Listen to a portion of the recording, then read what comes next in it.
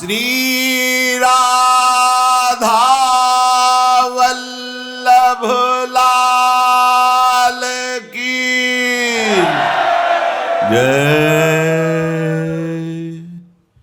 परम सच्चिदानंद घन प्रेमानंद स्वरूप नवनिभृत निकुंज महामहिम परम पावन श्री वृंदावन धाम, श्री वृंदावन धाम के लाडिले प्राणाराध्य युगल चंद श्री श्यामा श्याम और समस्त हित परिकर, ये हमें जो सानिध्य मिला है, अब हमारे जीवन मुक्त होने का समय है। अर्थात दुख सुख लाभ हानि जय पराजय शत्रु मित्र मान अपमान निंदा स्तुति उन्नति अवनति, इस सब प्रपंच से मुक्त होने का अवसर मिल गया है। अब किसी अन्य भ्रमात्मक सुख की लालसा में मनोरंजन में हम अपने समय को नष्ट ना करें। श्रीपाद प्रबोधानंद जी महाराज कह रहे हैं, अनादौ संसारे कति नरक भोगा न विहिता, कियंतो ब्रह्मेन्द्राद्यतुल सुख भोगाश्च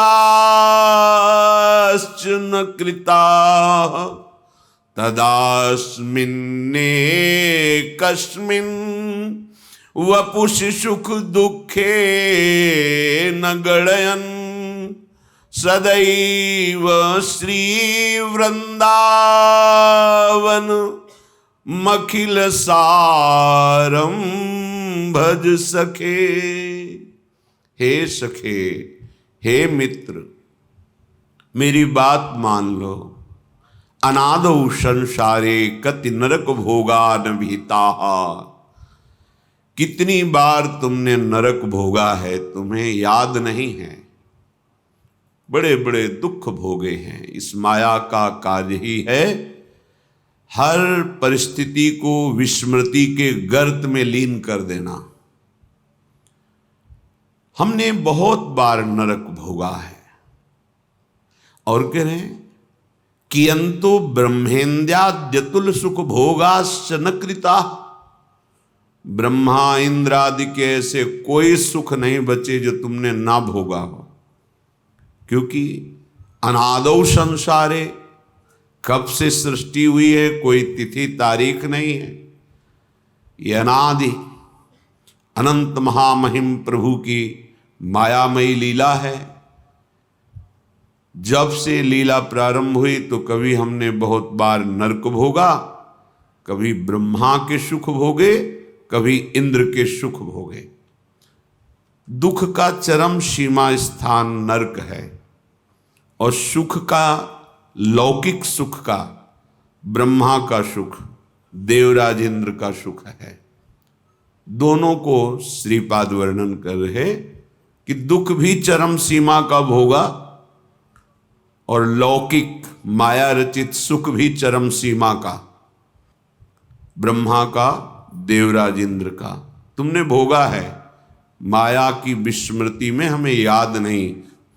जैसे अभी इसी जन्म में मां के गर्भ में बड़ा दुख भोगा पर कुछ याद नहीं, माया ने विस्मृति के गर्त में लीन कर दिया।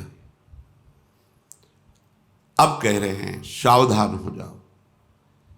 तदास्मिन नेकस्मिन वपुषि सुख दुखे न गणयन्, हे मित्र, अब तुम केवल एक जन्म सावधान हो जाओ। ये जो शरीर है, बहुत दुख भोगे, बहुत सुख भोगे, अब दुख सुख की कोई गणना मत रखो, अर्थात उससे प्रभावित मत हो। ये जीवन प्रभु को दे दो। सदैव श्री वृंदावन मखिल सारम भज सके। अखिल सच्चिदानंद सुख का सार प्रेम रस स्वरूप ये वृंदावन है। हे मित्र, अब तुम्हारे शरीर को चाहे लौकिक दुख मिले या लौकिक सुख मिले, तुम इसकी परवाह न करो और वृंदावन आओ, दर्शन करो, सत्संग सुनो और जीवन को परम सुखमय बनाओ।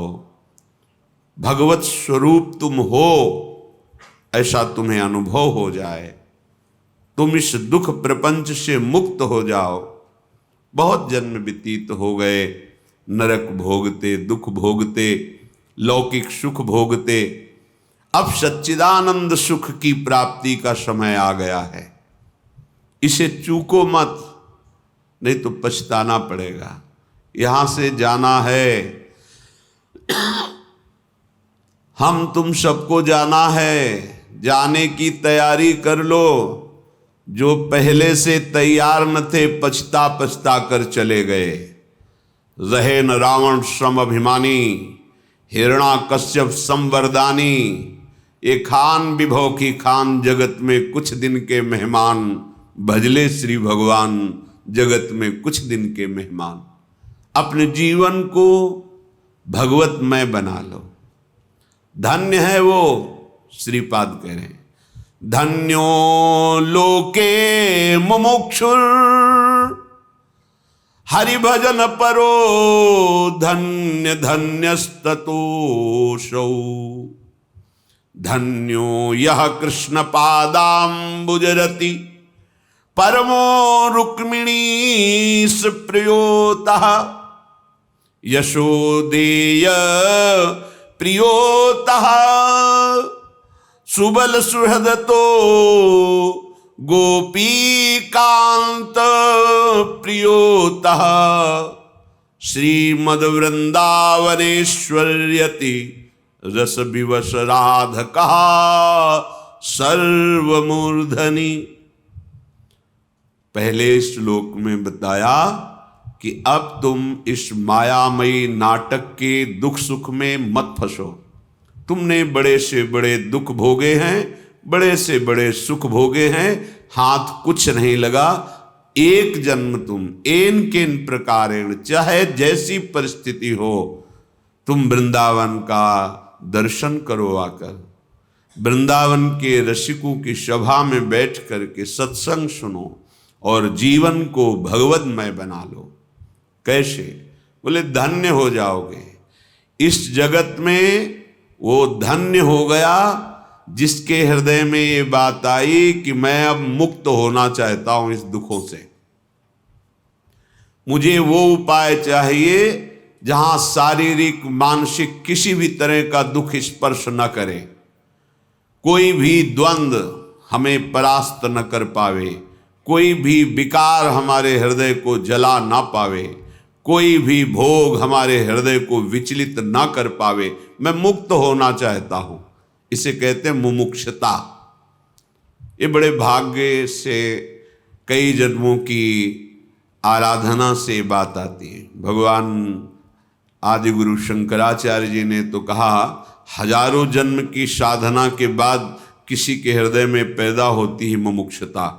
अब मैं मुक्त होना चाहता हूं, थक गया हूं। अब मुझे कोई भोग, कोई पद, कोई प्रतिष्ठा, कोई यश कीर्ति नहीं चाहिए। अब मैं इस मायाजाल से मुक्त होना चाहता हूं। ये अंदर से बात आना, वाणी से कहना अलग बात होती है। हृदय में भारी व्याकुलता पैदा हो जाना, अब मैं मुक्त होना, मेरा क्या स्वरूप है, मैं क्यों भटक रहा हूं इस देह भाव को लेकर। ये बड़े भाग्य से आते हैं। पूज्यपाद शिवड़िया बाबा जी के हृदय में जब मुमुक्षता का स्वरूप जागृत हुआ, पहले कामाख्या देवी की आराधना करके विचार किया कि मैं ऐसा कुछ प्राप्त करूं जिससे जगत के गरीबों का दुख मिटा सकूं, जो दुखी जन है उनको सुख प्रदान करूं। जैसे महाराज युधिष्ठिर ने बटलोई सूर्य से प्राप्त की, ऐसे हम त्रिपुर सुंदरी भगवती से कुछ ऐसा प्राप्त करेंगे, तपोबल से जगत का दुख मिटा देंगे। लगे साधना में। फिर लगा कि बहुत जड़ चैतन्य पूरा जगत है, क्या बटलोई जैसी कोई वस्तु मिल जाने से हम पूरे जगत को दुख से बचा पाएंगे? देखो महापुरुषों का चिंतन क्या होता है। नहीं, इससे भी उपरती हो गई, नहीं नहीं ये ठीक नहीं है, संन्यास ले लिया, दंडी सन्यासी हुए। फिर विचार हुआ क्या इस तरह से भ्रमण करने से बात बन जाएगी? नहीं नहीं, तो दंड भी गंगा जी में विसर्जित किया, गुरुदेव से आज्ञा लेके अब मुझे ब्रह्मबोध प्राप्त हो। फिर सब प्रबल मुमुक्षुता देखी, अनुमति दे दी, ठीक है। गंगा किनारे चलते चलते जहां कोई महात्मा मिलता प्रश्न करते, हमारा स्वरूप क्या है, कैसे बोध हो? ता वो वेदांत की बात बोले, हम आपके अनुभव की बात सुनना चाहते हैं। हमें सूखे चने चबाने होते तो हम चबा लेते हैं, हमें आपका अनुभव चाहिए। कहीं संतुष्टता नहीं होती, क्योंकि इतनी प्रबल मुमुक्षुता थी कि साधन पक्ष की भी बात नहीं रह गई थी। सीधे क्या है मेरा स्वरूप, शास्त्रीय सिद्धांत, आपका अनुभव क्या है? क्योंकि बहुत महापुरुष थे, उनके प्रश्न के आगे उत्तर सही टिकता नहीं, फिर चल देते। भ्रमण करते हुए तीर्थराज प्रयाग आए, स्नान किया और एक खंडहर देखा। जब तक ब्रह्मबोध नहीं हो जाएगा तब तक न पानी पीऊंगा, न भोजन पाऊंगा, न उठूंगा, न शौच, न लवशंका, सारी क्रियाओं को बंद कर दूंगा। और लेट गए, एक खंडहर में एकांत में लेट गए। 3 दिन 3 रात ऐसे कुछ अनुभव नहीं होगा। अब शरीर कितनी बड़ी मुमुक्षुता, न लवशंका, न शौच, न हिलना, न डुलना, 3 दिन 3 रात लेटे रहे। भगवत प्रेरणा से कोई आया, उससे कहा थोड़ा शरीर को मालिश करो तो चलने लायक हो। फिर उठे, बोले अब क्या करूं? इसका मतलब अब मैं शरीर को नष्ट कर दूं, शरीर को त्याग दूं। ठीक है, लौकी का कमंडल था, फेंक दिया, ऊपर का अचला फेंक दिया। कूदने को हुए तो फिर वही विवेक, क्या शरीर त्यागने से ब्रह्मबोध हो जाएगा? फिर उससे भी वैराग्य। तो क्या करें? बहुत खिन्न, देखो कैसी मुमुक्षुता होती है, कुछ अच्छा नहीं। जब प्राण त्यागने के लिए उतारू हो गए तो इससे, पर उसके लिए भी विवेक आदेश नहीं किया, क्या इससे ब्रह्मबोध हो जाएगा? नहीं। फिर व्याकुलता, लौट पड़े। शंकर जी का मंदिर एक प्राय होते ही गंगा किनारे, एकदम उनकी जो हृदय की स्थिति हो कोई मुमुक्ष ही जान सकता है। ऐसे डेहरी पे सर रखा और शिवलिंग पे चरण रखे, क्या करूं? हाय मचा हृदय में, कैसे मैं ब्रह्म साक्षात्कार करूं? तंद्राशी आई। तो जब कोई इतना व्याकुल होता है तो भगवान व्याकुल हो जाते हैं, जो चाहता है वो प्रदान करने के लिए। भगवान नर नारायण आए और उनको उपदेश किया, बस उसी समय स्वरूप का बोध हो गया। अब उसकी 18 घंटे पद्मासन में, उसी अनुभूति में, एक कवल, एक ग्रास केवल अन्न पाना, 18 घंटे ऐसे विश्राम, घुटने टेक दिए, ऐसे गिरिवाल, पद्मासन लगा हुआ है, यही विश्राम था। फिर मुमुक्षुता, ब्रह्मबोध, विशुद्ध तत्व ज्ञान, ये कोई खिलौना थोड़ी है कि खेल लो 2 मिनट हो गया तुम्हें ब्रह्मबोध, पढ़ लिया वेदांत तो हो गया तुम्हें ब्रह्मबोध। कह रहे धन्यो लोके मुमुक्षुर, जो मुक्त होना चाहता है इस संसार से, धन्य है वो, धन्य है। आगे कह रहे हरि भजन परो धन्य धन्यस्ततोषौ, उससे भी धन्य धन्य वो है जो एक बात निश्चय कर लिया, अब मुक्त हो चाहे ना हो, जन्म हो मरण हो, दुख हो सुख हो, इसकी कोई परवाह नहीं। अब तो रात दिन हरि शरणम हरि शरणम हरि शरणम हरि शरणम, अब तो भजेंगे हम। हमारा जीवन भजन है, फल क्या मिलेगा मुझे कोई मतलब नहीं। तो उसके लिए 2 बार कहा धन्य धन्यस्ततोषौ, उस मुमुक्ष से भी श्रेष्ठ इसका निश्चय हुआ कि अब एक श्वास भी हरि भजन से खाली नहीं जाएगी। कुछ भी हो जाए, चाहे जितना दुख मिले सुख मिले, सुख में भी नहीं भूलूंगा और दुख में भी नहीं भूलूंगा। जन्म हो मरण हो इसकी भी कोई परवाह नहीं। स्वर्ग नरक अपवर्गास नहीं त्रास है। अब बस जीवन का लक्ष्य भजन। धन्य धन्य हो गया वो। इसके बाद कहे धन्यो यह कृष्ण पादाम्बुज रति। वो और धन्य हो गया जिसने हरि के श्री कृष्ण रूप की उपासना में चित्त जोड़ दिया। श्री कृष्ण चंद्रजू हमारे स्वामी हैं, हम उनके चरणों के आश्रित हैं, ऐसी भावना उनसे भी धन्य है। क्योंकि हरि का प्रेम रूप, प्रेमावतार हैं भगवान श्री कृष्ण लीला पुरुषोत्तम। प्रेम ही प्रेम। प्रेम की एक अपनी मर्यादा होती है, वो कोई और मर्यादा रहने नहीं देता। ये बाढ़ है, बाढ़। जो सरिता सावन जल उमगत सन्मुख सिंधु सिधारे। ये प्रेम है, जब अब उफान में आता है सब बहा ले जाता है। इसीलिए प्रीति न काहू की कान बिचारे। श्री कृष्ण प्रेम लीला को बिना श्री कृष्ण कृपा के, बिना श्री कृष्ण प्रेम प्राप्त हुए समझा ही नहीं जा सकता है। इसलिए कह रहे हैं उस हरि भजन परायण से भी धन्य ये है जो श्री कृष्ण प्रेम वपु का दासत्व स्वीकार करके श्री कृष्ण रति में हा प्राण वल्लभ, हा जीवन धन और उनके चिंतन में मगन है। परमो रुक्मिणीश प्रियोतः। वो भी परम धन्य हो गया जिसने रुक्मिणी वल्लभ द्वारिकाधीश भगवान की आराधना की। फिर यशोदे प्रियोतः। यशोदानंदन जो नंद बाबा के आंगन में खेल रहे हैं, जिनकी चरण धूली, जिनकी झगुलिया प्रसादी पाने के लिए महादेव जी दरवाजे पर हट करके खड़े हैं, जिनके दर्शन के लिए एक से एक दिव्य महापुरुष रोज डेहरी की वंदना करते हैं आके नंदगांव में। क्योंकि अखिल लोकों ब्रह्मांडों के स्वामी बाल रूप से नंद बाबा के आंगन में खेल रहे हैं। ऐसे प्रभु की उपासना बोले उनसे भी सरस है। जो रुक्मिणी वल्लभ की उपासना करते उनसे भी वो धन्य है जो श्री कृष्ण के गोपाल रूप बाल रूप की आराधना करते हैं। फिर सुबल सुहृदतो।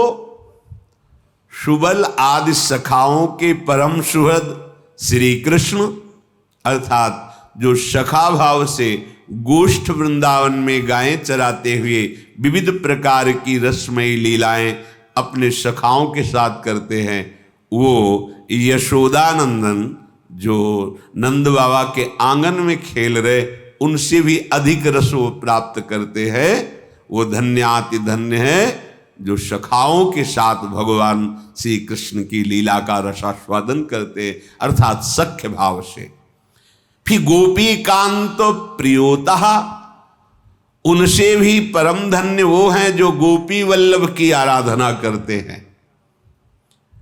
जहां रास महारास अत्यंत एकांत प्रिय लीलाएं भगवान गोपी वल्लभ गोपियों के हृदय को महाप्रेम में बना रहे हैं। जिन गोपियों की चरण धूलि को नारदादि उद्धवादि बड़े बड़े महापुरुषों ने वंदना की, उन गोपी वल्लभ की उपासना।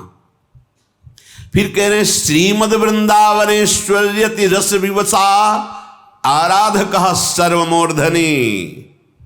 वो सबसे शिरोमणि का उपासक है जो रस विवश घनश्याम श्री किशोरी जी की आराधना में लगे हुए हैं।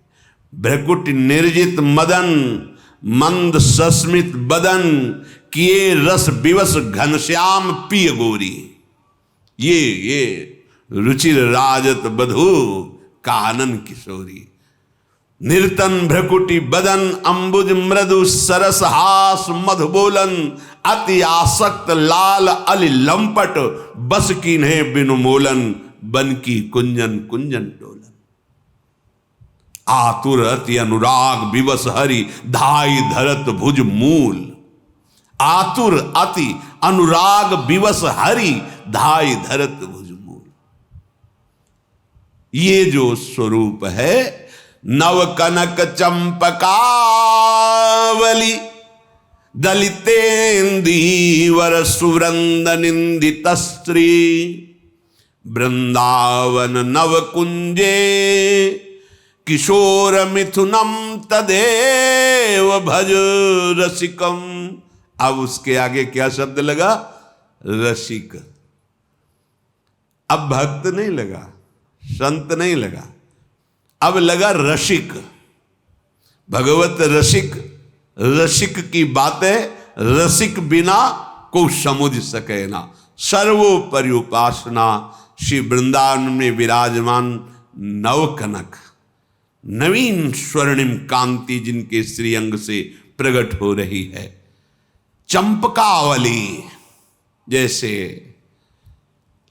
चंपा के पुष्प की कांति, पीतवर्ण, गौरवर्ण, श्वेत। और अब कैसे कोई उपमा दे? पीतारुण छवि मनंत तडिल्लताभाम, अनंत बिजलियों की सी कांति, पीत और अरुणिमा लिए हुए ऐसी गोरी हमारी प्रिया जी। ओ नख कांति की छटा केवल प्रकाशित हो जाए तो प्रेम की धारा बह पड़े। यत् पाद पद्म नख चंद्र मणि छटाया विस्फुर्जितम किमपि गोप वधुस्वदर्शी पूर्णानुराग रस सागर सारमूर्ति। श्री स्वामिनी जी पूर्णानुराग रस सागर सारमूर्ति। कल किसी ने प्रश्न किया था, यहां तो राधा राधा राधा ही सुनाई देता है, बाहर तो कहीं। राजा के वैभव को देखना है तो दरबार में देखो। ये गीता जी, भागवत जी और सब भगवान का ऐश्वर्य है, देखो उनकी महिमा। अगर प्रेम देखना है तो महल में आओ। महल में आओगे तब तुम्हें समझ में आएगा कि जो इतना अनंत वैभवशाली है वो कितना बड़ा प्रेमी भी है। प्रेम स्वरूप ये ब्रज की लीला, ये प्रेम लीला है। और फिर उस प्रेम रस का सार श्री लाडली जो हैं, देखो माई सुंदरता की, देखो माई अबला के बलराज, अतिगज मत निरंकुश मोहन निरख बंधे लट पासी। मोहना, मोहन सबको मोहित करने वाले, निरख बंधे लट पासी। देखो देखो माई ये अबला के, ये कौन बात जो अबही और अबही और अबही और अद्भुत अद्भुत प्रेम रूप हमारी श्री लाडली, करुणा बरसती रहती है। नवकनक चंपकावली दलितेन्द्रीवर सुवृंद निंदित स्त्री। एक तो है प्रियाजू जो 7 कुंभ तनुगोरी, जिनकी चंपा के पुष्प की जैसी कांति प्रकट हो रही, सब प्राकृतिक है। महाप्रभु इसलिए कह दिया कि 13 रूप कहत नहीं। कैसे वर्णन करूं लाडली? लालजू के सौंदर्य के एक अंश से अनंत ब्रह्मांडों में सौंदर्य जितना दिखाई दे रहा है वह, ऐसे सौंदर्य समुद्र श्री लालजू अतृप्त नेत्रों से लाडली जू के रूप सौंदर्य का पान करते रहते हैं, अतृप्त चकोर की भांति। राधे तू मुख चंद्र चकोर ये नैना, अति आरती अनुरागी लंपट भूल गए गति पलहू लगैना। राधे तू मुख चंद्र चकोर ये नैना, अरबरात मिलवे को निश दिन मिले रहत मनो कबहु मिले ना। आहा कहा कहो इन नैनन की बात, ये अली प्रिया बदन अंबुज रस अटके अनत न जात। कहा कहो इन नैनन की, हित सजनी जो से श्री लालजू महाराज कह रहे, हे सखी कहा कहो इन नैनन की बात।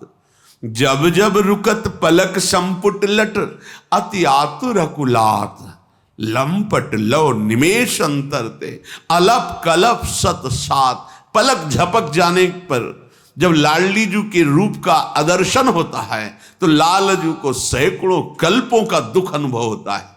कैसा हमारा स्वामिनी जी का रूप है प्रेम में कि रूप समुद्र अगाध, रूप समुद्र अगाध श्री लाल जी महाराज अतृप्त नेत्रों से लाडली जी के रूप का पान करते रहते हैं, जिनके श्री अंग की कांति ऐसी है कि करोड़ कामदेव मूर्छित हो जाए। एक कामदेव पूरे त्रिभुवन को अपने अधीन किए हुए है, कठोर बाण से नहीं, पुष्प बाण से। वो ऐसे करोड़ों कामों को हमारे श्री लाल जो मदन मन मोहन है, मंद मुस्कुरा दिए तो मूर्छित हो गए करोड़ों काम। ऐसे लाल जो है, लाल की रूप माधुरी नयनन निरख नेकु सखी मन सिज मन हरस हरनहास सावरो सुकुमार रास नख सिख अंग अंगन उमगी सौभग सीवन की। लाल की रूप माधुरी चंद गति मंद भई निरख छवि काम गई देख हरिवंश हित बेस नंद लाल को। ये मोहन मदन त्रिभंगी मोहन मुनि मन रंगी। मोहन मुनि मन, बड़े बड़े मुनियों के मन को जो ब्रह्माकार है अपने रूप रंग में रंग दिया। मोहन मुनि सघन प्रगट परमानंद गुण गंभीर गोपाला। शीश किरीट श्रवण मणि कुंडल और मंडित बनमाला। पीतांबर तन धातु विचित्रित कल किंकिनी कट चंगी नखमनि तरन चरण सर सीरु मोहन मदन त्रिभंगी। ऐसे मोहन मदन त्रिभंगी जो कोटि मनमथ मनमथा, वो प्रभु श्री जी की मंद मुस्कान में, भ्रकुटी के निर्तन में, अमृत में वाणी में, एक चितवन में बिना मोल के बिके डोलते। जाके अधीन सदाई सांवरो या ब्रज को शिरताज हमारे माई श्यामाजू को राज। ऐसे नवकनक चंपकावली दलितेन्द्रीवर सुवृंद निंदत श्री वृंदावन नवकुंजे किशोर मिथुनम तदेव भज रसिकम। धन्याति धन्य परम धन्य वो हैं, धन्य धन्य धन्य तेई जे इनके उपास। लाडली लाल गलबहिया दे हुए रिमझिम रिमझिम छोटी छोटी बूंदें गिर रही हैं और दो जन भींजत अटके बातन। सघन कुंज के द्वारे ठाढ़े अंबर लपटेगा।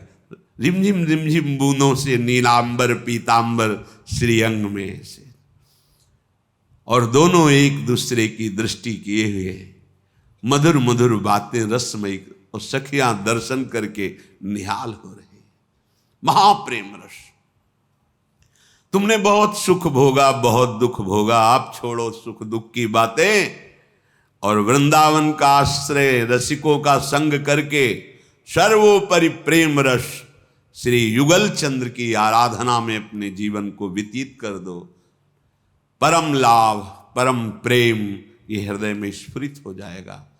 देख लेना, कोई भय कोई शोक कोई हानि स्पर्श नहीं कर सकती हृदय की ऐसी आनंदमय स्थिति। अब उसे तुम सोच नहीं सकते बिना उपासना के। इनके श्री चरणों का आश्रय लो, निरंतर आराधना में तत्पर रहो। ऐसा अभ्यास बना लो कि प्रिया प्रीतम को भूलो नहीं। बस जीवन का परम लाभ ये जो अपने लोगों को मिला है ये अमोघ है, ये अमोघ है, ये दुर्लभ है, अत्यंत दुर्लभ है। पर हम सब अनाधिकारी हैं। अनाधिकारी को मिल जाए तो आदर नहीं करता। नहीं, हरिराम व्यास जैसे विद्वान जो सदैव विजय को प्राप्त हुए हैं शास्त्रार्थ में और भक्ति में ऐसे बढ़े चढ़े कि मधुकर शाह जैसे पहले ही इनके शिष्य थे। मधुकर शाह जैसे महाभागवत राजा हरिराम व्यास जी के शिष्य थे। वो मांग रहे हैं, हे हरि हम कब हुए हैं ब्रजवासी। हे हरि मुझे कभी ब्रजवास दे दो, वृंदावन वास दे। तब उनको समझ में आया क्या वृंदावन है, क्या ब्रज है। और हमें तो बिना मांगे मिल गया और बहुत मिल गया। अनाधिकारी हैं, मिल गया तो हम आदर नहीं करते कि हमें क्या मिला है। बोले क्या मिला है हमें? तुम्हें मंत्र मिला, उपासना मिली, मनुष्य शरीर में श्री धाम वृंदावन आने को मिला, बैठने को मिला, उपासना का भाव जिससे आप परम पद से भी बढ़कर प्रेम पद के अधिकारी हो सकते हो। अभी लाडली जी की तरफ से तुम्हारे को जो मिला है उसको तुम अनुभव कर लो तो नाच पड़ोगे।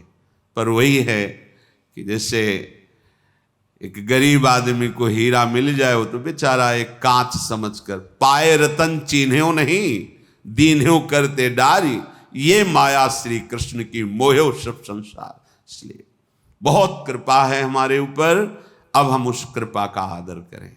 चलते हैं कलिमल का नाश करने वाले परम कृपालु मर्यादा पुरुषोत्तम भगवान श्री राम की पावन लीला का कथन श्रवण करके अपने हृदय को अपने आराध्य देव की निष्ठा से पुष्ट करें। करुणा में भगवान जातिहीन अघ जन्म मही मुक्त कीन यस नारी, महामंद मन सुख चहसी ऐसे प्रभु ही बिसारी। ऐ मन देख सबरी जी में क्या था, कहां प्रकट हुई, कैसे समुदाय में, और आज कहां भगवान श्री राम के सामने विराजमान भगवान स्तुति कर रहे हैं सब ऋषि मंडली के सामने कि ये मेरी नवधा भक्ति अगर एक भी हो तो मुझे प्राण प्रिय हो जाता है। और फिर हे भामिनी, ये नौ आप में विराजमान है। भगवान के सामने ही योगाग्नि में शरीर भस्म होता है और दिव्य चिदानंद वपु से भगवान के धाम को जाती है। अरे दुर्बुद्धि मन, तू ऐसे प्रभु से विमुख होकर सुख चाहता है, ऐसे प्रभु का भजन न करके सुख चाहता है, कैसे मिलेगा सुख? दुखालय संसार में कुछ भी कर ले, हाथ कुछ नहीं लगने वाला, बिल्कुल अंधा बटे पड़ा चबाए, आखिरी में तुम्हारे हाथ कुछ नहीं लगेगा। देख लेना, यदि हरि से विमुख हो, भगवान से विमुख हो, भजन नहीं तो कुछ हाथ नहीं लगेगा। देख लेना, परिणाम देख लेना। पर जब परिणाम आएगा तब तुम देखने लायक नहीं रहोगे। मन पछतई है अवसर बीते, ये दुर्लभ देह पाए हरिपद भजु, करम बचन अर जीते, नहीं तो मन पछतई है अवसर बीते। महामंद मन सुख चाहसी, ऐसे ही प्रभु विचारी। जो थोड़ा सा भी आश्रय ले ले तो राई के संभजन को मानत मेरु समान, ऐसे हमारे प्रियालाल, इनके चरणों का आश्रय छोड़कर तुम संसार समुद्र में तैर कर पार जाना चाहते हो, तुम सुख भोगना चाहते हो, कैसे हो सकता? असंभव। प्रभु शबरी जी को परम पद प्रदान करके आगे बढ़े। चले राम त्यागा बन सो, अतुलित बल नर के हरि दो। सिंहवत भगवान की चाल है।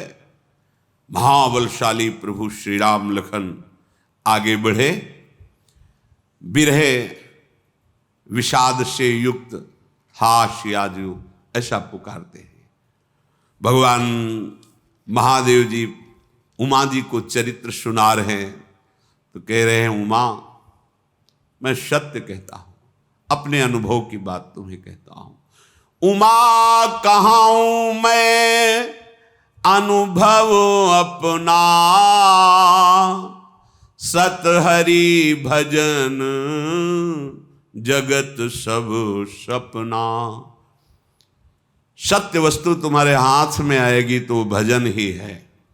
भजन छोड़ दिया और सांसारिक लाभ में लग गए तो कमा लो, हाथ कुछ नहीं आएगा, कुछ नहीं। जब यहां से चलोगे तो एक सुई भी नहीं ले जा पाओगे, कुछ भी नहीं।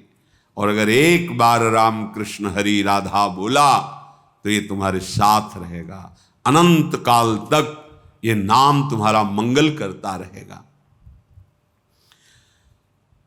आगे बढ़े प्रभु। पुनि प्रभु गए सरोवर तीरा,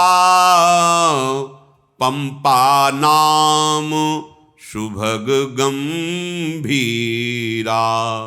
संत हृदय जस निर्मल बारी, बांधे घाट मनोहर चारी। जहां तहां पियई विविध मृग नीरा, जनु उदार गृह जाचक भीरा। प्रभु ने आगे देखा, बड़ा ही सुंदर एक सरोवर है जिसका नाम पंपा सरोवर है। ऐसा निर्मल है जल है जैसे संतों का हृदय निर्मल होता है। संत हृदय जिस निर्मल बारी, पंपा सरोवर का जल इतना निर्मल है जैसे संतों का हृदय निर्मल होता है। बड़े ही सुंदर चारों तरफ घाट बने हुए हैं, बड़े बड़े पशु पक्षी सब आकर के वहां जल पी रहे हैं। जैसे भजन करने वाले, दूसरों को सुख देने वाले, अतिथि साधु सेवा करने वाले गृहस्थों के यहाँ सेवा पाने के लिए संत जन भक्त जन, ऐसे ही पंपा सरोवर में खग मृग पशु पंछी जल पान करने के लिए आए हुए भगवान देख रहे हैं। जैसे मछली अगाध जल में आनंद प्राप्त करती है, ऐसे भगवान के चरणों का आश्रय लेकर जो पवित्र आचरण करते हुए नाम जप करते, वो सदैव सुखी रहते हैं। बड़े सुंदर सुंदर वृक्ष, क्योंकि भगवान पधारे हैं, रसीले फल सब ऐसे झुक रहे कि प्रभु इस समय विरह में हैं। शोभा देख करके थोड़ा हमारा एक फल ही पालें प्रभु, थोड़ी देर हमारी छाया में बैठ जाएं, हमारा वृक्ष रूप धारण करना सार्थक हो जाएगा। श्री भगवान ने पंपा सरोवर में स्नान किया। एक वृक्ष की छाया के नीचे लखनलाल सहित विराजमान हुए। बड़े बड़े ऋषि मुनि जो सुनते हैं दौड़ दौड़ कर आते हैं, प्रभु के चरणों में अर्घपाद्य समर्पित करके स्तुति करते हैं। भगवान प्रसन्न मुद्रा में बैठे हुए हैं। नारद जी ने देखा कि मेरे शाप को स्वीकार करके भगवान विरह को प्राप्त हो रहे हैं, क्योंकि पीछे कई बार प्रसंग सुनाया है। जब नारद जी ने देखा कि हमारा तो ब्याह होने नहीं दिया और आप ही आए राजकुमार के रूप में ले गए, तो भागे भगवान की तरफ कि इनको अब आज हम दंड देंगे। देखो माया कैसी विचित्र है, अपने आराध्य देव को दंड देने की बात आ गई। कामना इतनी प्रबल हुई विषय की कि स्वामी को दंड देने की बात आ गई। आचार्य हैं, ईश्वर कोटि के महापुरुष हैं, हम आप तो भुनगा हैं, कुछ है ही नहीं, ऐसा कोई नहीं। अरे क्या माया, देख लो, अपने आराध्य देव को दंड देने की बात आ गई और गुस्साते हुए जा रहे। परम स्वतंत्र न सिर पर कोई, भावई मन करे ये सोई। आज उनका नारद से पाला पड़ा है, किसी साधारण बाबा जी से नहीं। आज उनको दिखा देंगे अपने भजन का बल। और भजन कौन है? यही तो है भजन, यही भजन है। उन्हीं को उन्हीं के नाम के बल से कह रहे। आज इनको अच्छी जगह बानक दिया है, आज इनको पता चलेगा। गए तो आगे देखा बड़े लीला विहारी लक्ष्मी जी पार्श्व में चल रहे, नई राजकुमारी जिसे नारद जी ने पसंद किया था, जयमाला इन्हीं के डाली थी, तो उससे हंस हंस करके उसको बात करते, नारद जी की और छाती जल गई। ये सुख दूसरे का देख नहीं सकते। नजदीक गए और कहा, जैसे मैं स्त्री विरह से जल रहा हूं, ऐसे मैं शाप देता हूं, तुम स्त्री विरह में जलो, और जैसा मुझे मरकट रूप दिया, उन्हीं की सहायता से तुम्हें इस दुख की निवृत्ति होगी। हाथ जोड़ के भगवान ने, चाहे फूल चढ़ाओ चाहे सांप चढ़ाओ, मेरे इतने कृपालु भगवान, लाओ भगत हो ना, सांप भी स्वीकार। तब हरि माया दूर निवारी, तहान रमान राजकुमारी। ओह, ये क्या हो गया नाथ, अपने स्वामी को शाप दे दिया चरणों में। जाओ जाओ जपहु जाए शंकर सतनामा, होए हृदय तुरत जाओ।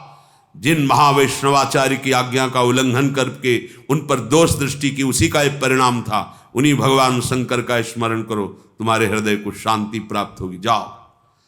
तो वो बात याद करके नारद जी देख रहे हैं, जब भगवान सियाजू के विरह में, तब नजदीक आए और भगवान को प्रणाम करके कहा कि ये सब मेरी गलती का परिणाम है।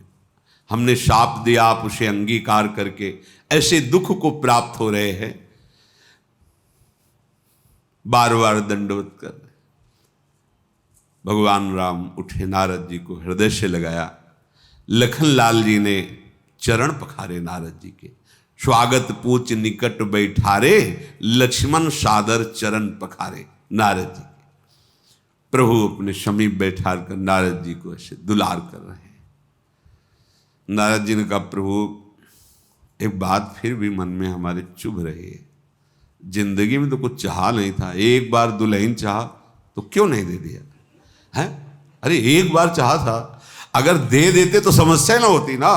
आपको ये विरह, ये विकलता क्योंकि साप है, इसलिए तो आप भक्त के शाप का अनुमोदन करते हुए लीला कर रहे हैं। ये आप आनंद समुद्र हैं, तो हमारा ब्याह क्यों नहीं होने देंगे? भगवान बहुत प्रसन्न है। प्रभु अभी तक हमें इस बात का समाधान नहीं मिला। यद्यपि अब चाह नहीं है, पर एक प्रश्न बना हुआ है कि तब विवाह में चाहूं कीन्हा, प्रभु के ही कारण करें न दीन्हा। क्यों नहीं कर, क्या चला जाता? अरे आप समर्थ स्वामी हैं, एक बार हो जाता ब्याह बस, तो ये न साफ होता। मुझे एक प्रश्न खटक है, एक बार मांगा जीवन में, वो भी आपने बहुत ही विचित्र किया। हमने मांगा आप अपना हरि का रूप दे दे, तो बंदर का रूप, हरि बंदर को भी कहते, मरकट बदन भयंकर दे ही। हमने मांगा कि ब्याह हो जाए, आप ही आए ब्याह करके चले गए। मतलब अभी तक हमारे हृदय में ये बात है कि आपने क्यों नहीं ब्याह करने दिया। अब ध्यान से सुनो हमारे प्रभु का स्वभाव, कितना प्यार करते हैं अपने भक्त को कि भगवान स्वयं दंड स्वीकार कर ले, भक्त के हृदय में चिंतन में बाधा ना पहुंचे। इसलिए सुनी मुनि तो ही कहूं सहरोषा, भजहि जे मोहि तजी सकल भरोसा, करऊं सदा तिनके रखवारी,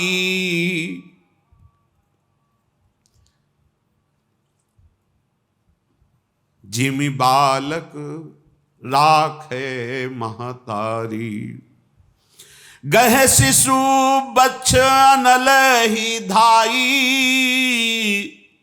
तहाँ राखई जननी अरगाई। नारद जी, मैं तुमसे बहुत प्रसन्नता पूर्वक कह रहा हूं, सहरोषा, मैं आनंद के साथ कह रहा हूं। जिसने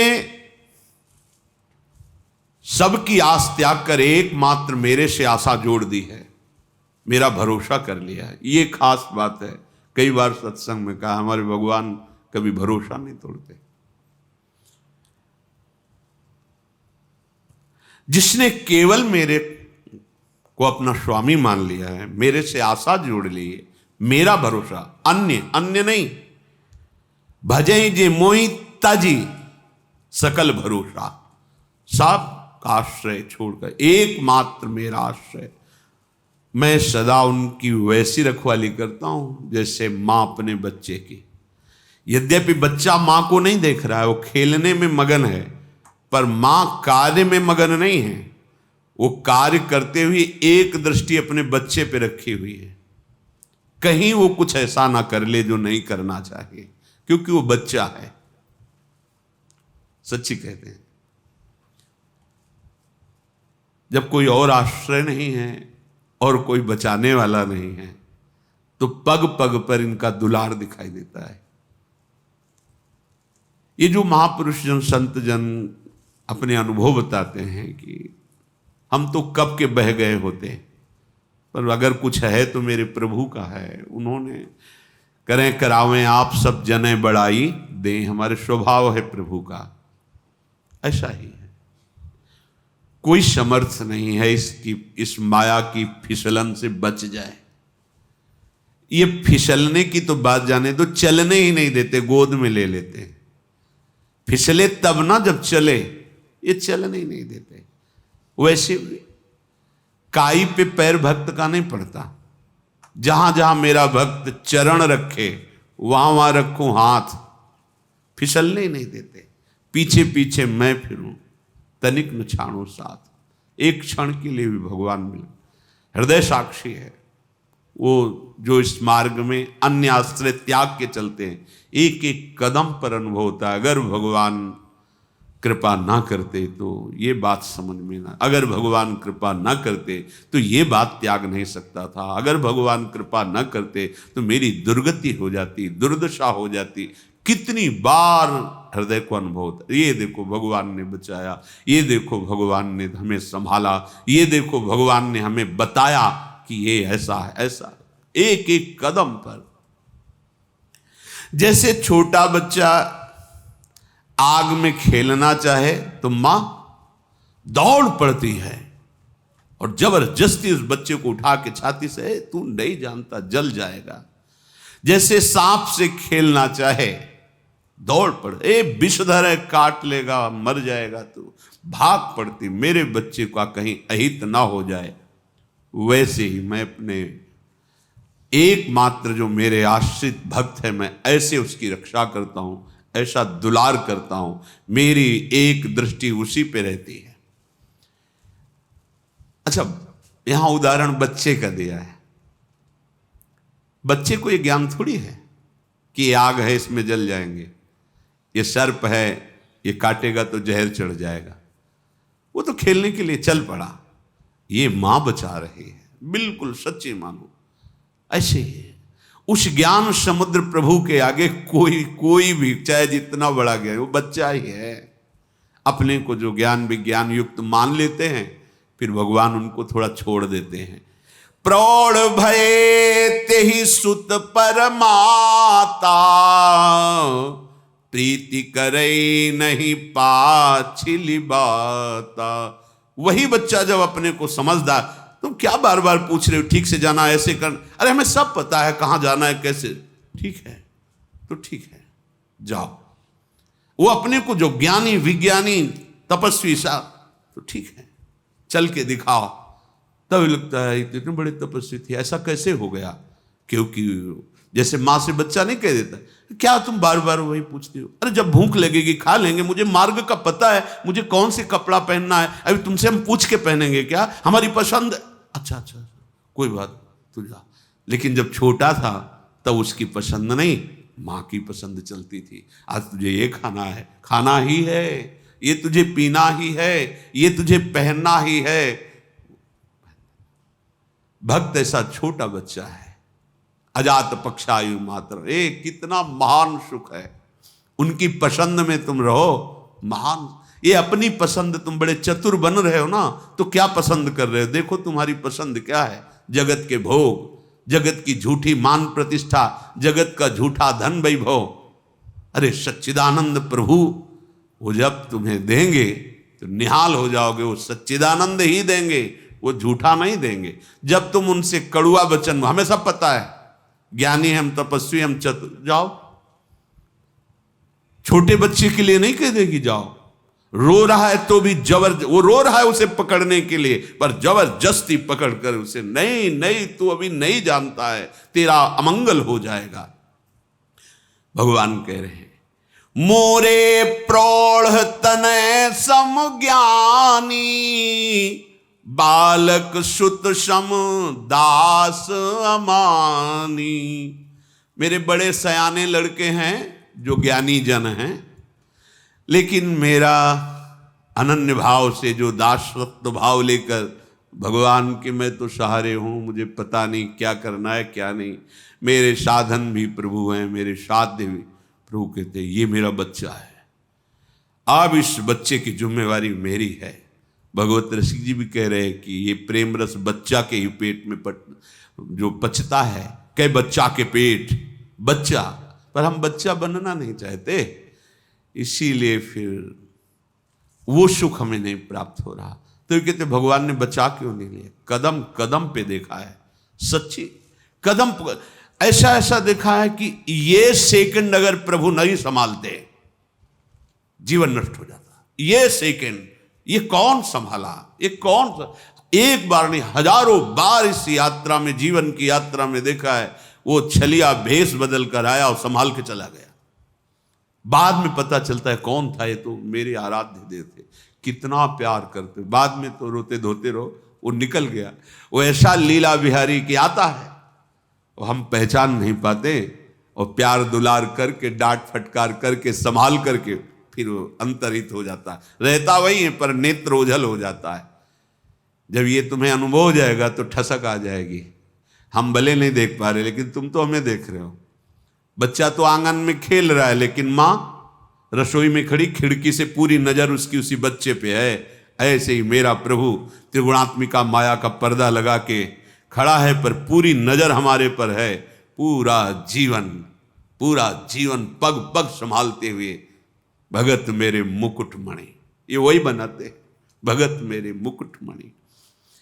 ये मेरे सयाने बच्चे हैं ज्ञानी, आप सब जानते हैं, करो। नहीं, मैं कुछ नहीं जानता प्रभु, बस आप ही हमारे। राधा राधा, हमारी बुद्धि काम नहीं करती, इस बुद्धि को भी आप अपने चरणों में ले लो। राधा राधा, क्या करना है क्या नहीं करना है, ये सब पचड़ा हमसे नहीं होगा, हमें नहीं पता है। आप जानो, जो करना हो करा लेना, जो नहीं करना है वो बचा लेना। राधा, अभी निर्भय, अभी निश्चिंत, अभी परम पद के अधिकारी, अभी। अब क्या परवाह, स्वामी को समर्पण हो गया, तनवांग मनोभिरमल सोहम तवै वास्विता, अब वो सब अनुभव करा देंगे। पर कचाई ये होती कि हम वाणी से तो ऐसा कह देते हैं, हृदय से बहुत चतुर बनते हैं, फिर तो गड़बड़ है, फिर तो धक्का मुक्का खाना पड़ेगा। फिर आप अपने को असमर्थ देखेंगे, फिर वो गोद में उठा लेंगे। जन ही मोर बल, बहुत एक एक शब्द अमृत है। जन ही मोर बल और निज बल ताही, दुहु कहां काम क्रोध रिपुआही। जो मेरा दास है, मेरा भक्त है, वो मेरा छोटा बच्चा है, और जो ज्ञानी है वो मेरा बड़ा बच्चा है, सयाना। दोनों को ये दुश्मन आते हैं परेशान करने। भगवान के शब्द है, गीता जी में भी कहा है कि ये काम जो है बहुत बड़ा शत्रु है, ये सबको परास्त करता है। दुह कहां काम क्रोध रिपु, दोनों को काम आएगा, भक्त के भी और ज्ञानी के भी। यह विचारी पंडित मोहि भजही, पाए हु ज्ञान भगति नहीं तजही। पर भक्त के काम क्रोध की मैं रक्षा करता हूं, मैं बचाता हूं, और ज्ञानी को स्वयं बचना होता है। क्योंकि जन ही मोर बल, भक्त को तो मेरा बल है, मेरे बल से वृंदावन रानी, और ज्ञानी को ज्ञान बल है। तो अब बच अपने ज्ञान बल से, वो भ्रष्ट हो जा तो फिर बताना रोके। पर भक्त का बहुत बहुत दुलार, प्रभु का बहुत दुलार। गोद में सोच कर दिया, लघु शंका कर दी, वही साफ करेंगे। मतलब आगे शब्द नहीं है कि हम आपको वो शब्द, क्योंकि बुद्धि में जाते ही श्रवणेन्द्रिय से शब्द में तर्क उठ सकता है। एकमात्र भगवद आश्रय, तो आप चेस दुराचारो भजते माम अनन्य भाग, साधुरेव समंतव्या। ये बहुत बड़ी बात है, साधुरेव समंतव्या सम्यक व्यवसिता। मुझ जैसे नीच अधम का, कामी पुरुष का कोई भी किसी भी दरबार में कहीं आदर नहीं हो सकता। अब तो मेरा कल्याण केवल हरि कृपा से हो सकता है। न मेरे में कोई साधन है, न भजन है, न जितेंद्रियता है, पूरा जीवन नष्ट हो गया। तो हे हरि, अब जैसा हूं आपका, हो गया कल्याण, हो अभी वर्तमान में हो गया। आप चेत दुराचारो, ये इतिहास साक्षी है। घोर वैश्यागामी, और हृदय में आया कि अब कृष्ण के सिवा कोई मेरा नहीं। बस आचार्य कोटि की उनके अंदर ज्ञान वृत्ति, वैराग्य वृत्ति, भक्ति वृत्ति भगवान ने जागृत कर दी। जन ही मोर बल, ये हमारा बल होना चाहिए। मेरे बल श्री वृंदावन, मेरे लाडली लाल, मेरे प्रभु मेरा बल है। साधन बल, तपस्या बल, ज्ञान। वैसे भी सूरदास जी महाराज ने कहा है, अपबल, तप बल और बाहुबल चौथो बल है, दाम रुपया का बल। सूर किशोर सब बल, हारे को हरे नाम में हार गया। हे प्रभु बस आप, ये अंदर की बात। ये जो हमने कहा ना कि मलमूत्र का त्याग गोदी पे भी कर दे, हाँ उसका भाव समझो। कैसी भी स्थिति का हो, स्वभाव का हो, मेरे प्रियालाल का स्वभाव नहीं है एक बार पकड़ के छोड़ना।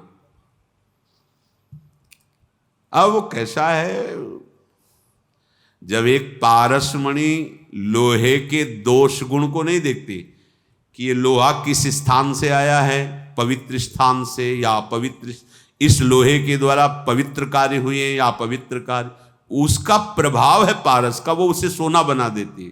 तो मेरे प्रभु का स्वभाव और प्रभाव पारसमणि से कैसे तुलना करें। वो प्राकृतिक मणि और ये चिदानंद इंद्रनील मणि श्याम मनोहर, इनकी तुलना क्या इस हृदय को जो जंगहा लोहा की तरह है काम क्रोध लोग, क्या इसे प्रेम में नहीं बना सकते? बना देंगे। तो भरोसा, भरोसो दृढ़ इन चरणन केरो। बस एक बात समझ लो, भरोसो दृढ़ इन चरणन केरो। श्री वल्लभ नख चंद्र चटाबिनु, सब जग माही अंधेरो। भरोसो, बस मारो या तारो, हमें इससे मतलब नहीं, आपके सिवा हमारा कोई नहीं। नाथ देख लो, हम ये कह रहे हैं कि आपके सिवा कोई नहीं, पर ये आप पकड़ो और सच्चा करो। हम तो कल किसी और को भी बोल सकते हैं कि आपके सिवा कोई नहीं, क्योंकि हमारे मन बुद्धि हमारे शासन में नहीं। पर नाथ आप देख लो वास्तविक हृदय से, आपके सिवा कोई नहीं। आप संभाल, वो जन ही मोर बल, मैं संभाल लूंगा। ये बहुत हृदय की शीतल करने वाली बात। इसीलिए नवयोगीश्वर महाराज जो भगवत स्वरूप हैं, वो कह रहे हैं इस मार्ग में आंख मूंद के दौड़ने पर भी साधक गिरता नहीं है। आंख मूंद के दौड़ने का मतलब ज्ञान पूर्वक चलना है, आंख खोल के चलना है। और तो पता ही नहीं है, और तो चला जा रहा है, तो ऐसे थोड़ी चला जा रहा है। उसको पकड़ के प्रभु चलाते हैं, वो गिर नहीं सकता। वो तो आंख मूंदे, जैसे माँ बच्चे की ऐसे कलाई पकड़े हो और वो आंख मूंद के चले तो क्या गिर जाएगा क्या? क्योंकि कलाई पकड़ने का मतलब मजबूती से पकड़े हो, गिरे भी तो गिरने नहीं देंगे। और अब उसको आंख की जरूरत नहीं, क्योंकि माँ आंख खोल करके चल रही है, वो खुद मार्ग। भक्त अगर आंख मूंद के भी दौड़े तो गिरेगा नहीं, अर्थात भगवान ऐसे संभाल के चलते हैं। इसीलिए भगवान शंकराचार्य जी ने कहा कि स्वरूपानुसंधान में भक्ति सर्वश्रेष्ठ है। ऐसा नहीं कि भक्त को विशुद्ध ज्ञान नहीं, विशुद्ध ज्ञान, विशुद्ध वैराग्य, विशुद्ध अनुराग सब कुछ प्राप्त हो जाता है। यह विचारी पंडित मोहि भजही और पाए हूं ज्ञान भगत नहीं तजही। इसीलिए जो परम ज्ञानी जन भी हैं वो मेरा भजन नहीं छोड़ते, मेरे चरणों का आश्रय। जैसे श्री सनकादि निरंतर हरिशरणम हरिशरणम, जैसे परम ज्ञान बोध संपन्न भगवान शिव हर समय भगवान नाम भगवत गुणों का गायन करते रहते हैं। काम क्रोध लोभादि मद प्रबल मोह कै धारी, तीन महाति दारुण दुखद माया रूपी नारी। काम क्रोध लोभ मद मोह, ये बड़ी प्रबल सेना है जो भगवत भजन होने नहीं देती। ये सेना है माया की। इनमें जैसा भगवत चिंतन अपहरण शरीरासक्त से होता है, वैसा और किसी से नहीं होता। और भोग तो तुम छोड़ सकते हो, रुपया पैसा भी छोड़ सकते हो, पर परस्पर शरीर भोग आसक्ति यदि प्रकट हो गई, फिर तो विषय चुगा जिन चुगय मन चुगत कछुक सुख होए, फिर फांसी ऐसी पड़े तेषम दुख न कोई। अब वो आसक्ति नहीं है कि जो चली जाए, अब अंदर ही अंदर तुम्हारे चिंतन से खोखला कर देगी, भगवत चिंतन रहित कर देगी। भगवान कह रहे हैं इसलिए हमने तुम्हारा ब्याह नहीं होने दिया, क्योंकि तुम मेरे दास हो, तुम मेरा निरंतर चिंतन करते हो। तुम्हारे चिंतन को कोई चुरा ले ये हमें बर्दाश्त नहीं होगा। इसलिए उस चिंतन चुराने वाली उस रूप सौंदर्य युक्त माया का मैंने स्वयं वरण कर लिया और तुम्हें वरण करने नहीं दिया। वो साक्षात माया भगवान की थी। भगवान की बात सुनकर नारद जी की आंखों से अश्रु बहे। इतना प्यार भगवान करते हैं अपने जन को। साफ स्वीकार कर लिया, थोड़ी देर गुस्सा भी कर दिया हमें, लेकिन हमें दिखाई नहीं दिया कि हमें इतना प्यार कर रहे हैं। उस स्थिति में भी प्यार, जब मैं माया मोहित हूं, उनके ऊपर नाराज हो रहा हूं, उस समय भी वो हमें बहुत प्यार कर रहे हैं। नारद जी ने कहा था कि आपके समान कोई मेरा हितैषी नहीं है, अब जिस प्रकार से मेरा हित हो नाथ वही कीजिएगा। बहुत सुंदर वचन, जे विधि हो ये नाथ हित मोरा। तो भगवान ने ये नहीं कहा था कि तुम्हारा हित, जे विधि होई है परम हित। तुम कैसी बात करते हो, मेरे दास हो, तुम्हारे हित की बात परम हित हो, चाहे तुम मुझे साप दे देना, गाली देना, पर मैं तुम्हारा अहित नहीं होने दूंगा। परम ऐसा ही प्रभु ने किया, ऐसा ही किया। इसीलिए उमा राम स्वभाव जे जाना ताई भजंत। हम लोग भी ऐसे ही हैं, अनुकूलता मिली तो जय हो, प्रतिकूलता हुई तो कोसने लगते हैं भगवान को कि ऐसा क्यों, ऐसा। अरे उसमें दुलार छुपा हुआ है प्रभु का। तुम अगर देखो ना, अभी तक नारद जी के मन में था ना,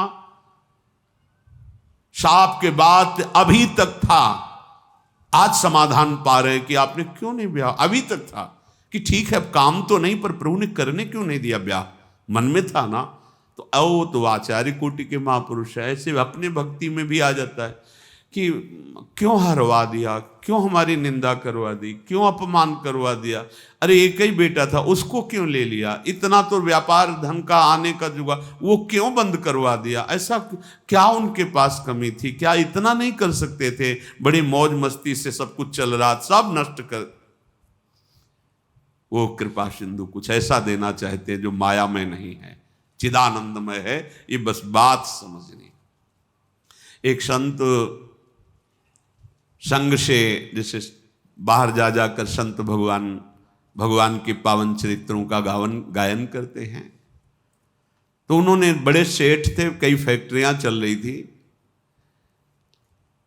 एक दिन परिक्रमा में पूज्यपाद सूर्य बाबा जी के यहां रहते थे, उन्होंने भी सुनाया था।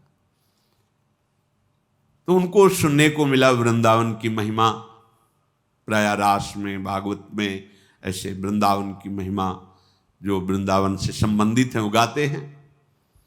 और वृंदावन के साधुओं की सेवा का, कि बिना किसी अन्य साधन के वृंदावन के रसिक संतों की सेवा मात्र से भगवत प्राप्ति।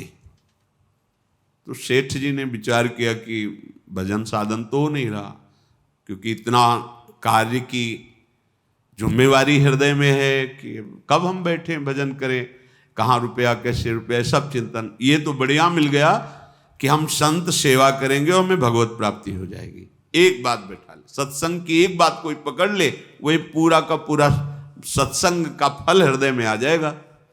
अब वो वहाँ आते हैं, खूब ढेर सारे अच्छे अच्छे पदार्थ गाड़ी में लाते और संतों को देने लगे। फिर और भाव बढ़ा तो हफ्ते में एक बार आते और यहाँ के संतों को पहले से निमंत्रण आदमी भेज देते और सुंदर रसोईया से सुंदर सुंदर व्यंजन बनाते, संतों को पवाते, कुछ सेवा आदि भी देते। और भाव बढ़ा।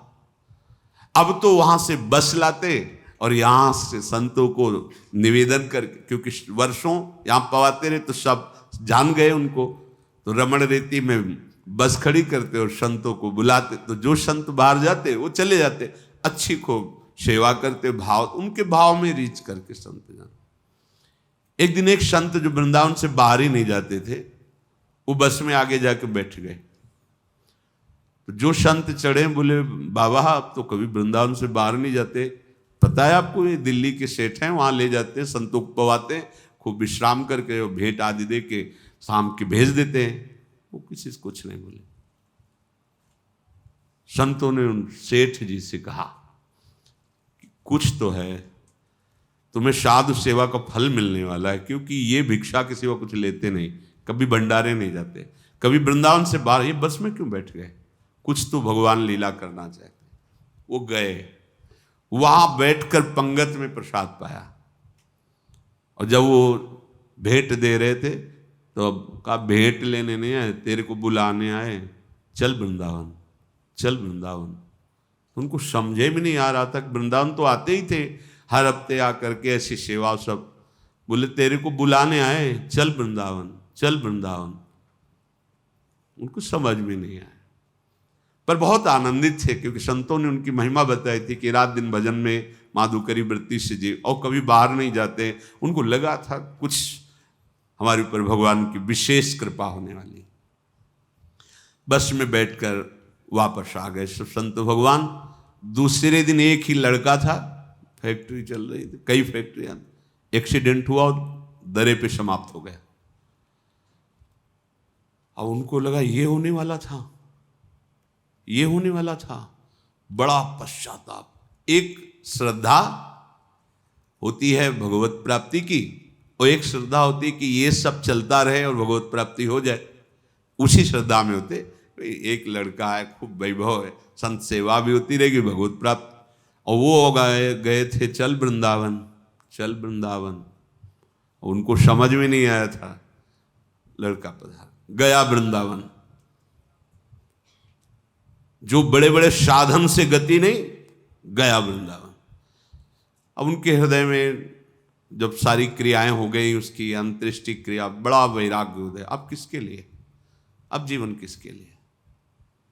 पूरी संपत्ति को अलग अलग तीर्थों में जाकर सब बांट दी, सब बेच दिया, खत्म कर दिया। पति पत्नी दोनों आकर वृंदावन वास करने लगे। अब उनको अर्थ समझ में आया, चल वृंदावन, सब खत्म, केवल वृंदावन। अब कहाँ जाना है, यहीं मरना है, और यहीं पधारे। वो संत भगवान महाराष्ट्र के थे, उड़िया बाबा जी के आश्रम में रहते थे, बहुत समय से वृंदावन वास कर। ये कृपा है। कभी कभी कृपा को हम दुख रूप में देख पाते हैं। क्या दिया? सर्वस्व अपहरण कर लिया, लौकिक भाषा में। परमार्थिक भाषा में जो देव दुर्लभ बात है वो बात बना दी। वंश सहित भगवत प्राप्त हो जाओ, जा अब माया का खेल बंद कर। तो जैसे छोटा बच्चा खिलौनों से खेलता हो, उसे हटाओ तो बुरा लगता है, ऐसे माया के खिलौनों में लगे। जब मेरे नाथ इन खिलौनों से हटा के अपने दिव्य आनंद को देना चाहते हैं, हमारे खिलौने छीन लिए। ये खिलौने ही तो उन्हीं के दिए हुए थे, उन्होंने छीन लिया, तो हम उनको फिर कटु वचन कहते हैं। क्या चला जाता अगर हमारा लड़का न मारते, हमारी पत्नी न छीनते, हमारा धन का व्यापार न नष्ट करते? वो कृपा ही करते, उनका स्वभाव। हम माया के खिलौनों को कब तक खेलते रहेंगे? काल तो एक दिन हटा ही देगा। और हमारे स्वामी इन खिलौनों से हटाकर दिव्य लीला में, दिव्य सुख में ले जाना चाहते हैं। सुनी रघुपति के बचन सुहाए, मुनि तन पुलक नयन भरी आए। कहु कवन प्रभु के असिरीति, सेवक पर ममता अरु प्रीति। कौन ऐसा स्वामी है जो इतना प्यार करता है अपने सेवक पर?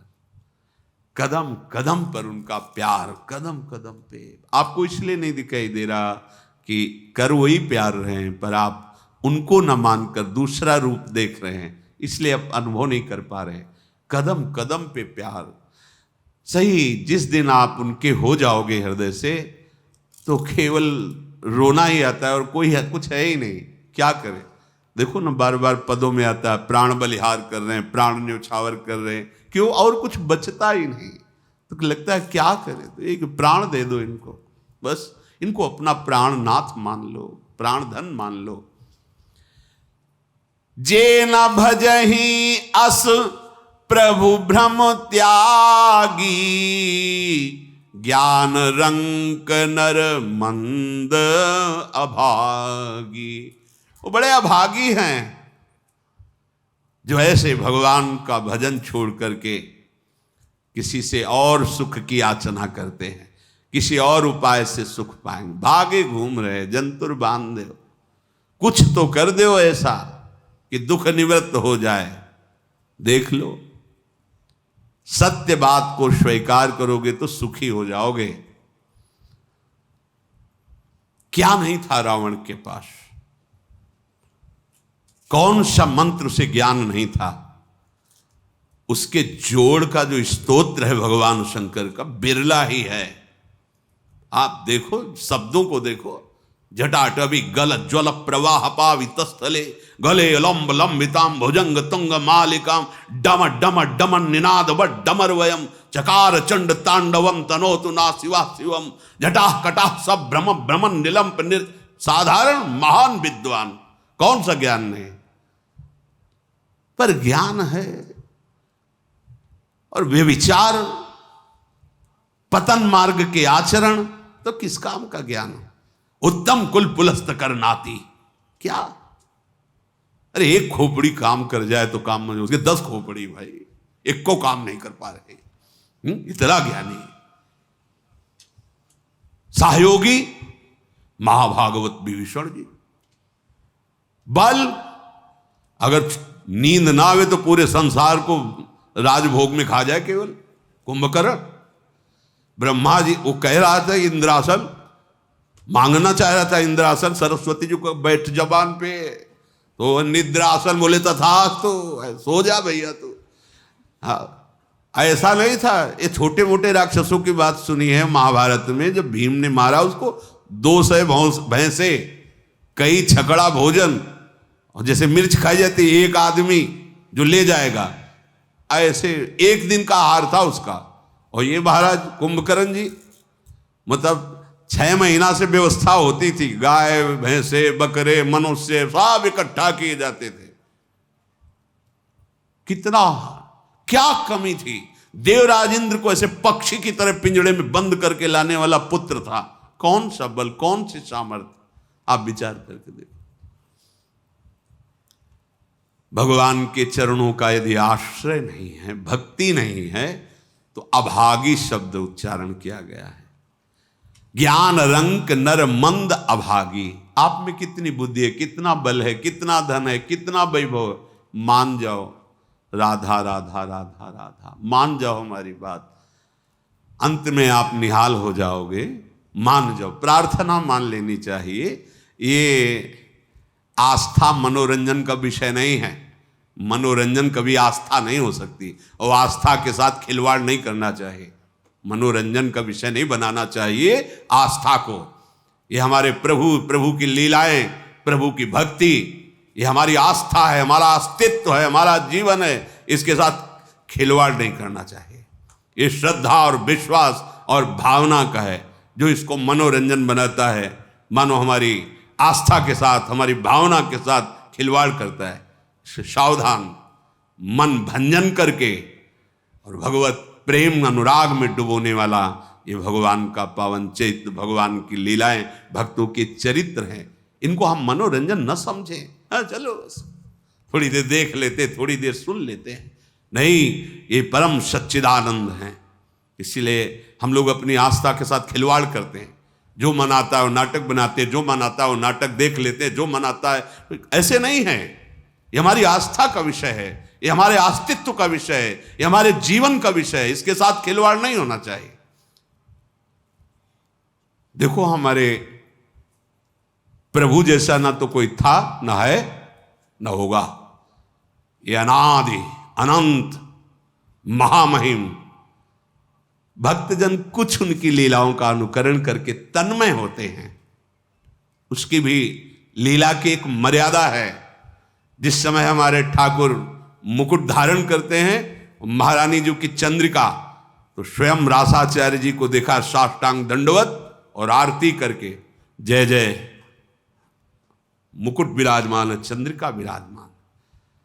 लीला महासुख प्रदान करने वाली, हजारों को भक्त बना दिया भगवत लीला अनुकरण ने इस जीवन को भी। अगर वो लीला अनुकरण न देखते तो कैसे, क्या रास है, क्या ये मनोरंजन नहीं है, ये हमारी आस्था है, हमारा जीवन है, बहुत मर्यादित। हमने देखा है एक एक शब्द, एक एक कदम, क्योंकि ये केवल मनोरंजन नहीं, ये हमारी कृष्ण लीला, हमारे भगवान श्री हरि की रामलीला, या हमारे भगवान के पावन चरित्रों को मनोरंजन बनाया जाए। अपराध है, दंड भोगना पड़ेगा, लिख लो। हमारे प्रभु के पावन चरित्रों को यदि आप मनोरंजन बनाओगे, यदि उनका उपहास करवाओगे, जो मर्यादा रहित चेष्टा करोगे, तो कोई भी हो दंड भोगना पड़ेगा। यह अपराध है, बुद्धि भ्रष्ट हो जाएगी, लोक में निंदा होगी और आपको लाभ कदापि न यहां न वहां। यह हमारा जीवन है, इसी के सहारे से हम भगवदानंद की अनुभूति करते हैं। देखो गोपीजनों ने लीला अनुकरण किया भगवान की, हमारे परम पूजनी ब्रजवासी जन भगवान की लीला का अनुकरण किए। लीला अनुकरण भगवत प्राप्ति का एक सुदृढ़ भाव प्रकट करता है। हम भगवान के चरित्रों को सुन रहे हैं या भगवान के लीला चरित्रों का अनुकरण देख रहे हैं, यह हमारी आस्था का विषय है, यह हमारे भगवदानंद की प्राप्ति कराने का सहयोग है। एक एक शब्द, एक एक चेष्टा वैसी तो कोई कर ही नहीं सकता, क्योंकि भगवान अनादि अनंत महामहिम, तो उनके कुछ वो पावन चरित्र जो नरलीला से संबंधित हैं, जिनको हम देखकर भाव में डूब जाए, जिनको हम देख करके राममय हो जाएं, कृष्णमय हो जाएं, ये लीला अनुकरण की पद्धति महाप्रभु हरिवंश चंद्र जी ने रास मंडल में सर्वप्रथम लीला का प्रादुर्भाव किया, अनुकरण लीला का। मोर मुकुट और चंद्रिका विराजमान करके रास, बड़ा जो रास मंडल, यहीं से रास का प्रारंभ। पहले हर रास में गाया जाता था नमो नमो जय श्री हरिवंश। ये रास विलास प्रकाशित करने वाले आचार्य महापुरुष जन प्रगट है। तो जो सत्संग है, भगवान के चरित्र हैं, भगवान के गुण हैं, बोलने वालों में, दिखाने वाले और देखने वाले, तीनों को समझना चाहिए कि ये केवल मनोरंजन का विषय नहीं है, ये हमारे आराध्य देव का विषय है। ये हमारे प्राणों पर आघात होगा अगर शब्द बिगड़ गए तो, अगर लीला अनुकरण की मर्यादा बिगड़ गई तो। देखना, सुनना और बोलना तीनों सावधानी के साथ होने चाहिए, क्योंकि ये हमारा जीवन, हमारा प्राण है, और अगर ये बिगड़ गया तो संभालेगा कौन? फिर कौन संभालेगा? ये बड़े बड़े ब्रह्म ऋषियों ने जो समाधि में देखा वही लिखा, बड़े बड़े महापुरुषों ने जो इन समाधि भाषा का अनुभव किया, वो उसको मर्यादा से, कोई भी ऐसा अनुकरण, कोई भी ऐसा प्रवचन, कोई भी ऐसे शब्द नहीं सुनने चाहिए, नहीं देखने चाहिए, नहीं बोलने चाहिए। साक्षात परब्रह्म करुणा करके अपने भक्तों को सुख देने के लिए, अगर आपको लगता है कि इनका लीला चरित्र मनोरंजन है, तो फिर हमारा जीवन क्या है? हम इन्हीं लीला चरित्रों को गा करके, सुन करके तुम्हारे सामने दहाड़ते हैं। इन्हीं लीला चरित्रों को, इन्हीं लीला चरित्रों के बल से तुम्हें शांति और निष्पाप और महासुख की प्रतिज्ञा हृदय में करके कि तुम्हें सुखी बना देंगे, तुम्हें शांति प्रदान करेंगे, तुम्हें निष्पाप कर देंगे, इन्हीं लीला चरित्रों के बल पर। इन लीला चरित्रों को बहुत सावधानी से, तस्मात् शास्त्रम प्रमाणम ते कार्या कार्यो व्यवस्थित हो, जो शास्त्र सम्मत अनुकरण वही केवल उतना जितना समाज में पच जाए, भाव पुष्ट हो जाए, क्योंकि भगवान की लीला अनिर्वचनीय है। बड़े बड़े ब्रह्म ऋषि भी हार गए और वो प्रार्थना बाद में यही किए कि हे हरि, जैसे आकाश में गरुण भी अपने बल से उड़ते हैं और मच्छर भी अपने बल से उड़ता है, पर पार कोई नहीं पाया, हे नाथ, ऐसे ही हम अपनी मति के अनुसार आपकी लीलाओं का गायन कर रहे हैं। जैसा मनाया वैसा छवि बना दिया, जैसा मनाया वैसा अनुकरण कर दिया, जैसा मनाया वैसा बोल दिया। नहीं नहीं नहीं, ये हमारा हृदय है, हमारा प्राण है, हमारा धर्म है, हमारा जीवन है, हमारा अस्तित्व है। यही होगा, कलयुग का प्रभाव यही है, हमारे अस्तित्व को मिटाने में। हमारे प्रभु का क्या, जिनको देख करके हमारा हृदय निष्पाप और रोने लगे, और जीवन अधर्म से हटकर धर्म की तरफ चले। ये मनोरंजन नहीं है भगवान के पावन चरित्र। ये मन का नाश करके जो असत वृत्तियों से युक्त है सतवृत्ति में लगा दिया गया। कौन ऐसा है जिसने हमारे भगवान के पावन चरित्र को सुन करके भगवत प्राप्ति न की हो? कोई एक उदाहरण। रत्नावती जी केवल भगवान की वार्ता सुनकर भगवत प्राप्त हो गई। ब्राह्मण पत्नियां मथुरा केवल भगवत वार्ता सुनकर भगवान को, ऐसे करोड़ों अनंत भक्त हो गए जो लीला अनुकरण दर्शन और लीला चरित्र श्रवण से भगवत प्राप्त महात्मा बन गए। जगत को तारने की सामर्थ्य आ गई। आज हमारी बुद्धि इसे मनोरंजन में ले रही। भगवान की लीला चरित्रों का अनुकरण, भगवान की लीला चरित्रों का गायन बहुत सावधानी से होना चाहिए, जिससे हमारी आस्था, हमारे आस्तिकता पर, हमारे हृदय आराध्य की कहीं भी उसमें चोट न पहुंचने पावे। अगर चोट पहुंचेगी तो विश्व में कोई ऐसा नहीं जो इस अपराध को पचा सके। तुम्हारा वैभव, तुम्हारी बुद्धिमत्ता, तुम्हारा बल, तुम्हारा प्रकाश सब नष्ट हो जाएगा। भगवान मनोरंजन की चीज नहीं है।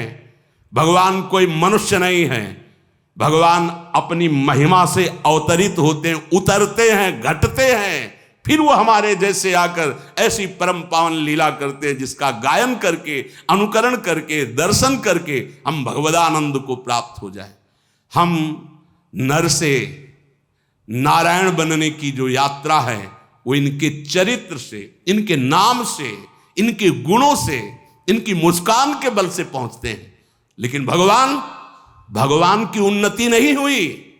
भगवान अवतरित हुए। अवतार का मतलब घटना। वो अपनी अनंत महिमा से अवतरित होते हैं नर रूप में और फिर उतनी लीला करते हैं जिसको गायन करके, श्रवण करके, चिंतन करके हम परम पद के अधिकारी बने। आज हम सत्संग को, भगवत लीला अनुकरण को मनोरंजन बना रहे हैं। बस रीझना चाहिए, सामने वाला रीझना चाहिए बस। वो हम कुछ बोले वो रीझे। नहीं, ये बात नहीं। ये अगर ये बात रहेगी तो फिर हम भगवत प्राप्ति के मार्ग में बहुत बड़ा अपराध कर रहे हैं। चाहे हम उपदेश कर रहे हो, चाहे हम लीला अनुकरण कर रहे हो, कुछ भी, ये बहुत बड़ा अपराध हो जाएगा यदि हम अपने प्रभु की मर्यादा और महिमा को मनोरंजन में उतार देंगे। नहीं, ये तो सुरक्षित रखा जाए। सबसे प्रार्थना है शास्त्र सम्मत भगवत चरित्र सुने जाए, शास्त्र सम्मत भगवत लीला अनुकरण दर्शन किया जाए। शास्त्र सम्मत आचरणों के द्वारा भगवान की प्राप्ति होती है। मनमानी लीलानुकरण या मनमानी बोलना या मनमानी आचरण करना यह केवल नरक प्राप्ति का हेतु हो सकता है, भगवत प्राप्ति का हेतु नहीं हो सकता। बहुत सावधानी के द्वारा हम अपने मन को सत्संग में लगाए, भगवत लीला दर्शन में लगाए, भगवत लीला चिंतन में लगाए, इसी में परम मंगल होगा। ऐसे करुणा निधान भगवान के जो चरणों का आश्रय, कैसे हम समझ पाएंगे कि हमारे वो भगवान हैं? जहां राम शब्द जुड़ा, कृष्ण शब्द जुड़ा, वहां हमारा जीवन जुड़ गया, हमारा प्राण जुड़ गया, हमारी गर्दन झुक गई। राम शब्द निकलते ही, कृष्ण शब्द निकलते ही अगर कोई बोलता है सामने से जय राधे, तो हमारी गर्दन झुक जाती है कि तुमने राधा बोला। उन हमारे प्रभु के पावन चरित्रों को बहुत संभाल के बोला जाए, बहुत संभाल के अनुकरण किया जाए। नहीं तो कोई पावर नहीं तुम्हें लगता है, लेकिन तुम देख लेना परिणाम में, न इस लोक के रहोगे न परलोक के रहोगे, तुम्हारा पतन हो जाएगा, नाश शब्द तुम्हारे जीवन में जुड़ जाएगा। यह उपहास का विषय नहीं है भगवान श्री राम कृष्ण का पावन चरित्र। यह मनोरंजन का विषय नहीं है कि तुम जैसा चाहो वैसा बोल लो। नहीं, ऐसा नहीं है, ये नहीं है। यह धन कमाने का विषय नहीं है, ये परम धन कमाने का विषय है, परमानंद प्राप्ति का विषय है। आज हम अपनी मर्यादा से विचलित होते चले जा रहे हैं। जैसा मन आए वैसा संत का नाटक बना दो, जैसा मन आए वैसा भगवंत का नाटक बना दो। केवल मनोरंजन करना चाहिए बस। सत्य वस्तु को ऐसे मनोरंजन में नहीं प्रदर्शित किया जाता। जो मन आवे सो बोल दे। सामने जो ग्रंथ रखा है तुम्हें उसी को आधार बनाकर चलना है। अगर कृष्ण चरित्र है तो तस्मात् शास्त्रम प्रमाणम, रामचरित्र है तो तस्मात् शास्त्रम प्रमाणम। आप चाहे बोले चाहे लीला अनुकरण करें, तस्मात् शास्त्र, एक भी शब्द शास्त्र प्रतिकूल बोला तो यह मत समझना कि शास्त्र खिलवाड़ है या भगवान के चरित्र ऐसे ही गा दिए गए हैं। तुम्हारे सामने जब दंड उपस्थित होगा तो तुम भोग नहीं पाओगे।